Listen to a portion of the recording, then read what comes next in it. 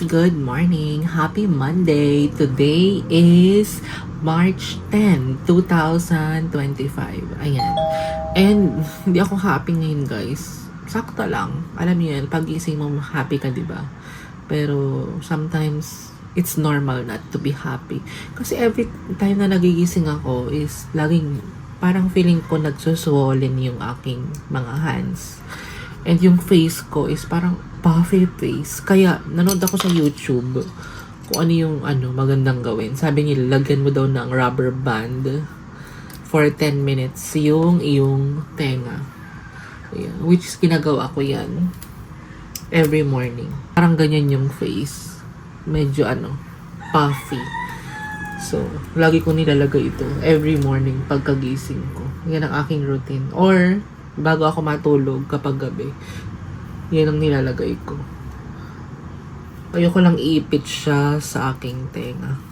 And today, guys, is maglalaba ako ng mga puting damit. Ayun, ang ingay sa labas, no? Siyempre, alam niyo naman, tabi tayo ng kalsada. Hindi naman public road yan. Daanan lang ng mga tricycle. May mga truck din dyan kasi ang daming factory offices dito sa malapit sa amin.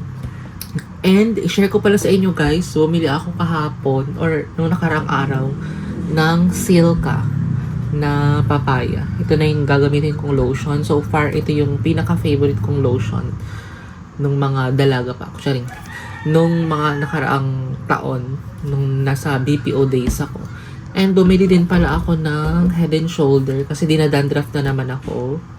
Actually, bumili ako ng Head and Shoulder. Ito yung parang daily shampoo ko. Tapos, meron akong weekly shampoo na binili.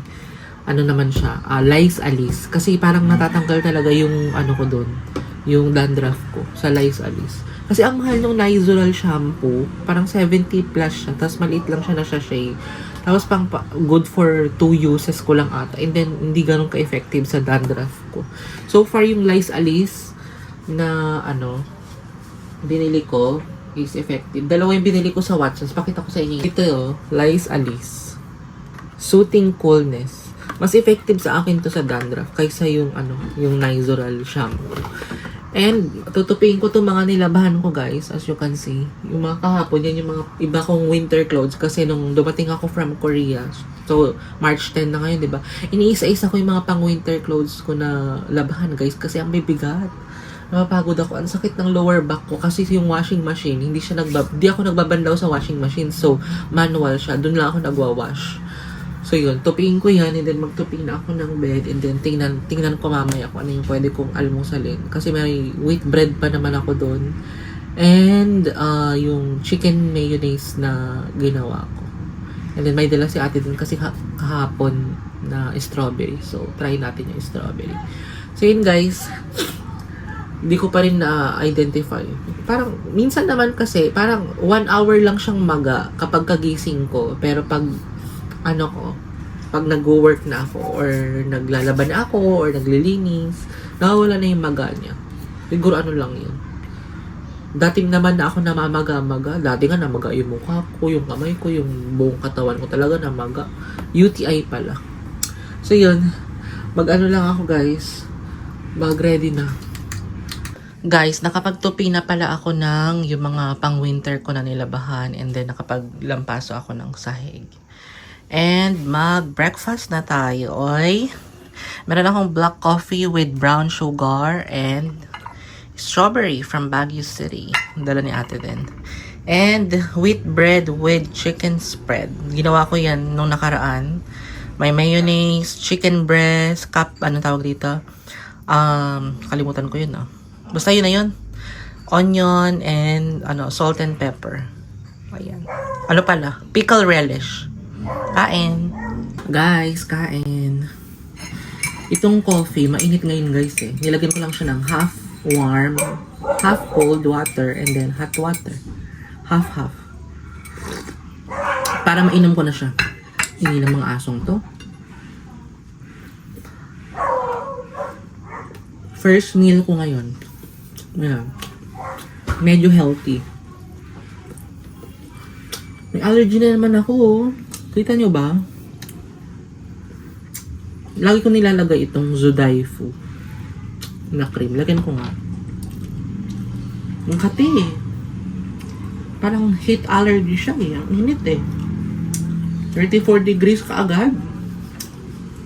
Karamihan, canceled ang mga pasok ng mga bata. O kaya nakasynchronous sila.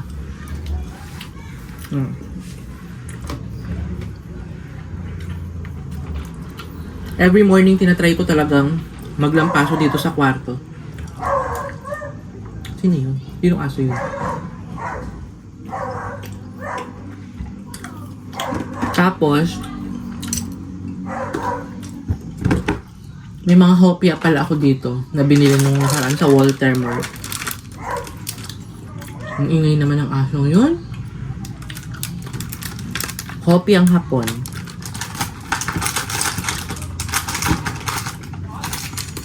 Meron ding hopiang monggo. Ang sarap nitong hopiang monggo. Tapos, ayan, hopia guys. Monggo din pala ito.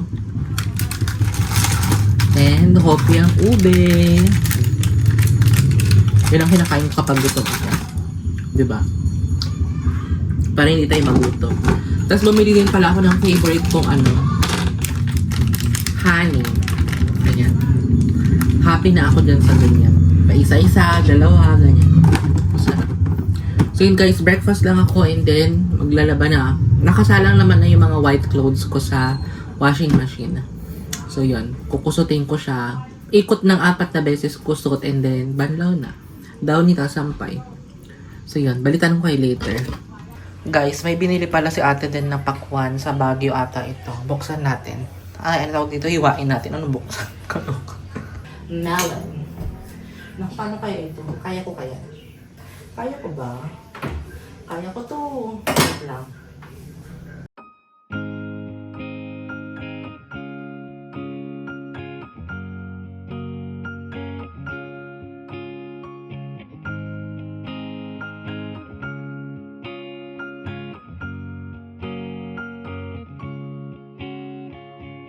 Say goodbye as you walk away. Wonder why the feeling fades. Left my heart when you took the blame. Don't come back if you're not gonna stay. It's been a minute. Do you remember? Promise forever. Together feels like home. We were in love, but now you're gone. Ooh. We were in love, but now you're gone. Ooh.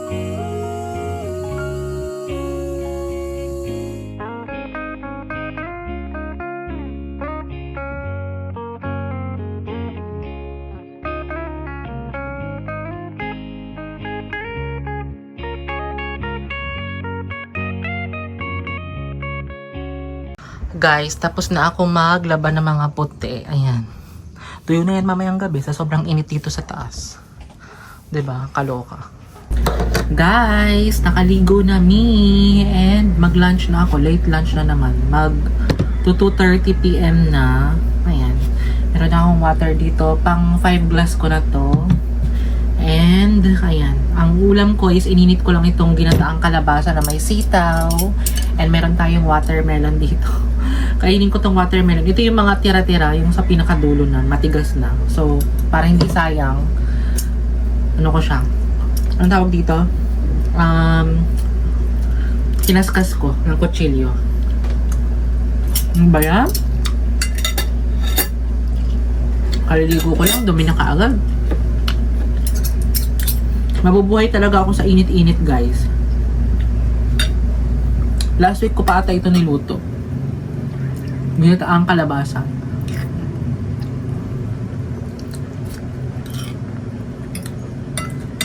May pinapanood ako sa Netflix ngayon, Korean novela. Korean series pala. Tapos, meron ding, napatapos ko na kasi yung Strong Girl Bong Soon. Ganda. Alam niyo naman, kapag favorite mo talaga yung mga South Korean, I really love. Di ko makamove on na nagpunta ako sa South Korea. Imot-imot ako malala doon. Kala mo talaga, Koreana. Sarap pa din Hindi talaga ako magsasawa sa ganitong pagkain. Hindi na ako gumawa ng shirataki rice. Nakakatamad.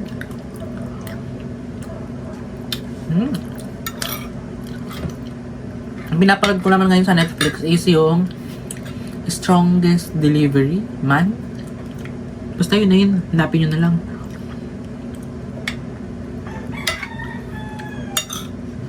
Tapos may bagong series din si IU at saka yung Bongsun ba yun?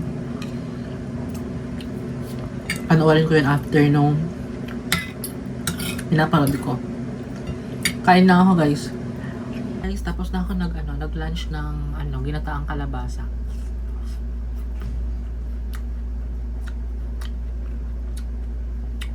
Try kong ubusin to. Pero, meron akong bracket na natanggal na naman sa pagkakadikit.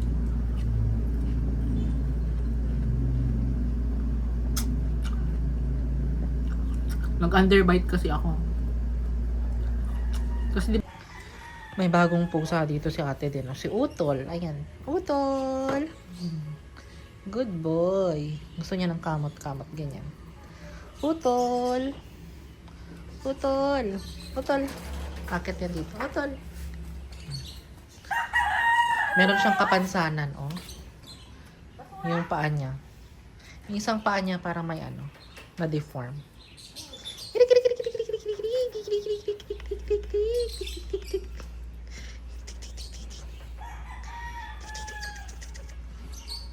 Hi, Utol!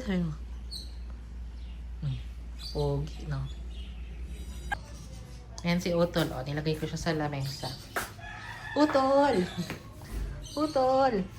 Hindi siya pwede dito sa labas kasi kaaway sila ni Gary. Pares pa naman silang malaki. No?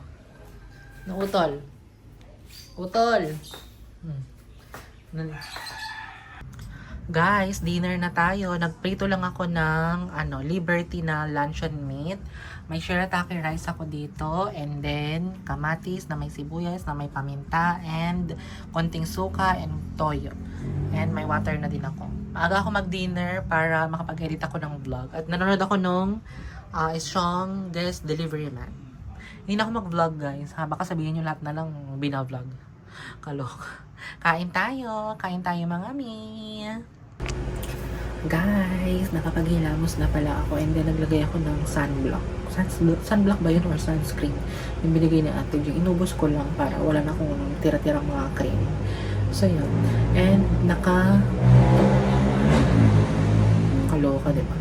Total glass of water na nainom ko today is 9 glass and perfect, diba? Para sa ating kidney yun, diba? Para ihi tayo na ihi, tapos hydrated tayo, hindi tayo dehydrate kasi baka mag-dry yung skin natin. Especially galing ako ng South Korea, ang lamig doon, hindi ako halos nakainom ng maraming tubig, which is madaming tubig pa din, pero hindi ganun kadami yung 9 glass of water or 8 glass of water every day. And nakapag-edit ako ng vlog kasi inuunti-unti ko yung mga vlog na na-capture ko sa South Korea. So, i-upload ko siya ngayon. And then, mapapanood nyo siya sa meron na akong upcoming sa March 12. Mapapanood nyo itong inedit ko March 14. Ito, mapapanood nyo next week pa. Kasi late na ako mag-vlog, diba? Kasi every other day na lang ako nag-vlog. So yun, nakapag-hormones na din ako guys, and nakapag-take din ako ng Miracle White and Vitamin C na supplement. Miracle White yung glutathione and then yung Vitamin C from SNR. Dito na din ako mag-end ng vlog guys. Yun lang ating ganap. Hindi naman ako lumabas at tinatamad ako.